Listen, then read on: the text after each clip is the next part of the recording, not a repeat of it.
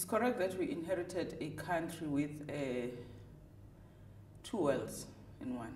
Very developed infrastructure, road infrastructure, ICT, financial markets functioning very well, but very few people who had access to those. The majority of the people were in rural homelands, townships, not same access as the white people. So in that respect, we had two worlds, not a highly developed country, because then we had to bring the other people, the majority who were left behind, to become part of this economy and this advanced advantage of the infrastructure. I would say good governance, yes.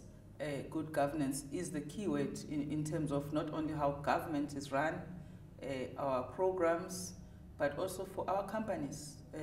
Our companies, they are led by the King 2 report in terms of how companies are run, responsibilities of the board, accountability to shareholders, openness and transparency, all of that. I think it is very key. We encourage it.